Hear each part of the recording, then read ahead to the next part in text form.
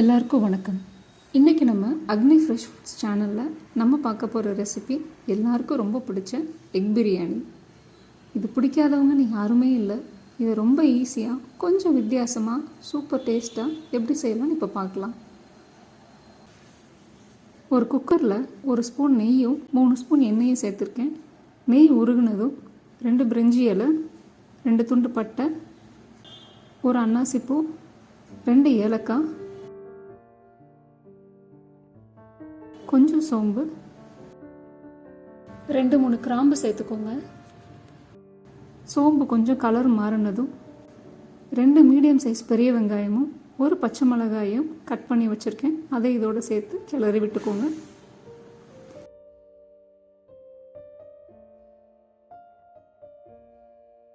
வெங்காயம் நல்லா வதங்கினதும் 1 ஸ்பூன் இஞ்சி பூண்டு பேஸ்ட்டு சேர்த்துருக்கேன். இஞ்சி பூண்டு பேஸ்ட் பச்சை வாசனை போகிற அளவுக்கு இதை வதக்கி விட்டுக்கலாம்.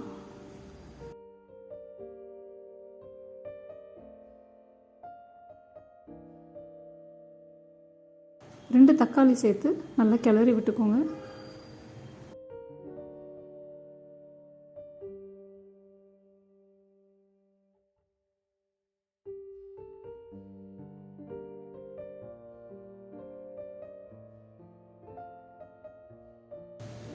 தக்காளி கொஞ்சம் வெந்து வந்ததும் 1 கைப்பிடி அளவு கொத்தமல்லியை சேர்த்துருக்கேன்.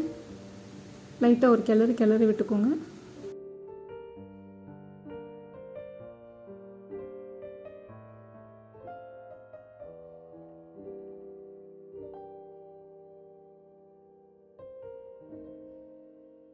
அதுக்கப்புறம் 1 கைப்பிடி அளவு புதினா சேர்த்துக்கோங்க.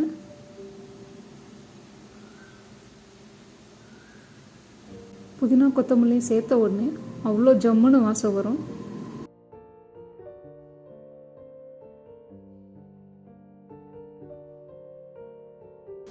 இப்போது 2 ஸ்பூன் மல்லித்தூள், 1 ஸ்பூன் மிளகாத்தூள், 1 ஸ்பூன் ஜீரகத்தூள், 1 ஸ்பூன் கரம் மசாலா தூள் சேர்த்துருக்கேன். இது எல்லாத்தையும் ஒன்றா கலந்து விட்டுக்கோங்க.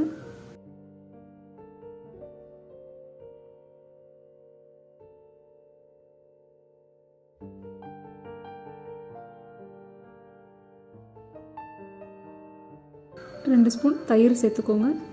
கொஞ்சம் புளிக்காத தயிராக சேர்த்துக்கோங்க.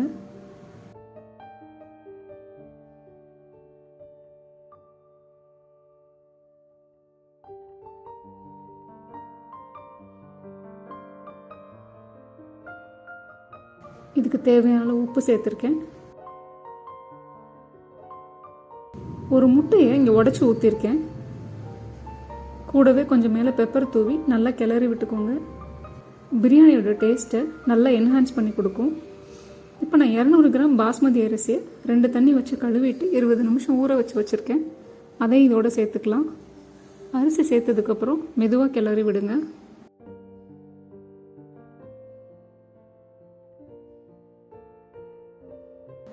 ஒரு கப் அரிசிக்கு 1.5 கப் தண்ணி அளவுக்கு நான் தண்ணி சேர்த்துருக்கேன். 2 முட்டையை வேக வச்சு கட் பண்ணி இதில் சேர்த்துக்கோங்க.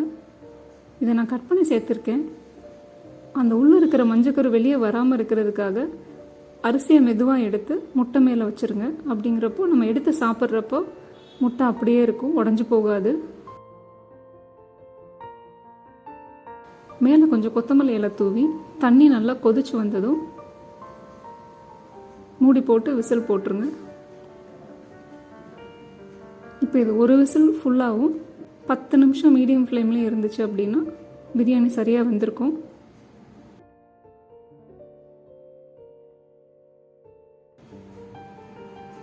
உதிரியாக ரொம்ப அழகாக ரெடி ஆயிடுச்சு.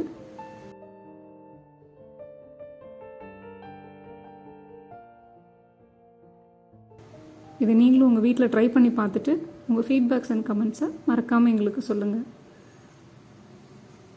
ரெசிபி பிடிச்சிருந்தா உங்கள் ஃப்ரெண்ட்ஸ் அண்ட் ஃபேமிலிக்கு ஷேர் பண்ணுங்கள். அக்னி ஃப்ரெஷ் ஃபுட்ஸ் சேனலுக்கு சப்ஸ்கிரைப் பண்ணிக்கோங்க. வீடியோ பார்த்ததுக்கு ரொம்ப நன்றி.